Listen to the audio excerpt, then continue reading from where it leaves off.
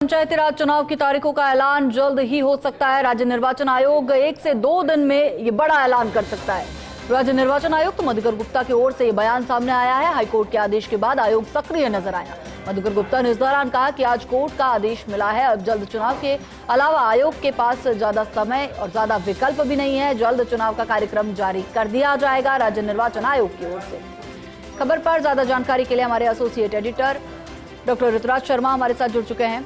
Doctor Rituraj, काफी लंबे समय से असमंजस की स्थिति बनी हुई थी। कयास लगाए जा रहे थे कि वन नेशन वन इलेक्शन के तहत जो है चुनाव करवाए जाएंगे निकाय, शहरी निकाय और पंचायती राज के, लेकिन अब स्थिति क्लियर हो चुकी है। बिल्कुल, स्थिति बिल्कुल साफ कर दी है। और चूंकि ये जो आदेश आया था वो कल आया था, लेकिन इसकी विस्तृत कॉपी जो आज आई तो उसको अध्ययन करने के बाद जो राज्य निर्वाचन आयुक्त मधुकर गुप्ता हैं उन्होंने ये फैसला किया कि 1-2 दिन में वो चुनाव कार्यक्रम की घोषणा कर देंगे।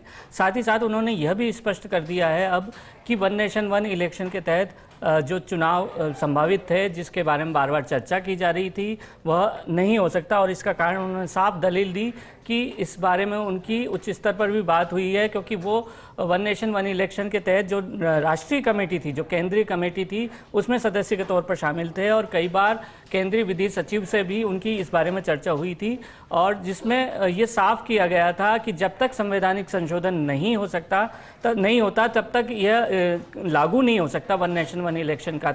और इसी के तहत चूंकि पंचायती राज और शहरी निकायों के चुनाव राजस्थान में किए जाने थे और जिसका एक बड़ा ऐलान किया था, वह अब नहीं होगा। वो साफ कर दिया है कि वह अब वन नेशन वन इलेक्शन के तहत चुनाव नहीं होगा। एक साथ जो चुनाव की बात है पंचायती राज संस्थाओं के, शहरी निकाय चुनाव के, वह अब नहीं होंगे। और फिलहाल यह स्थिति है, क्योंकि अब स्थिति तभी पलट सकती है जब संवैधानिक संशोधन हो।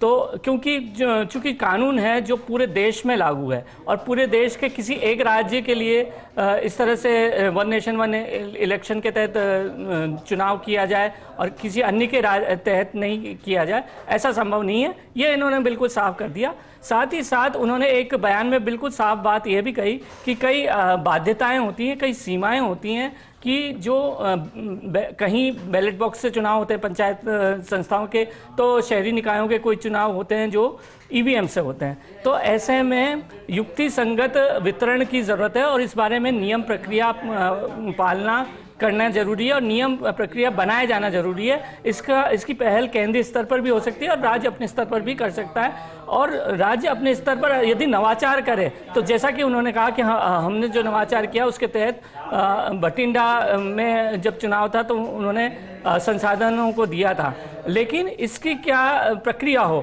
और इसमें क्या युक्तिसंगत किराया लिया जाए या नहीं लिया जाए, या लोन पर ईवीएम ली जाए। उन्होंने ये भी बात कही कि लोन पर ईवीएम क्या ली जा सकती है, क्या इस तरह की बात हो सकती है, क्या लोन पर ईवीएम लेने के या फिर लीज पर लगातार ली जाए। क्योंकि कई बार ये देखने में आता है कि राज्य अपने जो चुनाव कराते हैं, ये जो स्थानीय स्तर के जो चुनाव होते हैं, उनमें जो भारत निर्वाचन आयोग है उससे जो ईवीएम ली जानी चाहिए, जितनी अपेक्षित होती है उतनी नहीं मिल पाती कई बार। और उसके उनके कई कारण होते हैं, क्योंकि रैशनलाइजेशन या सैनिटाइजेशन जिस तरह से ईवीएम का होता है, जब एक जगह से दूसरी जगह ट्रांसफ़र की जाती है ईवीएम, तो वह पूरी एक प्रक्रिया होती है, उसका पालना नहीं हो या कैसे सुनिश्चित किया जाए, इसको लेकर काफ़ी भ्रम की स्थिति रहती है। तो ये तमाम बातें उन्होंने कही, लेकिन एक बात बिल्कुल हिमाद्री साफ हो गई है कि वन नेशन वन इलेक्शन के तहत जो पंचायती राज संस्थान और जो शहरी निकाय के चुनाव होने थे वो नहीं होंगे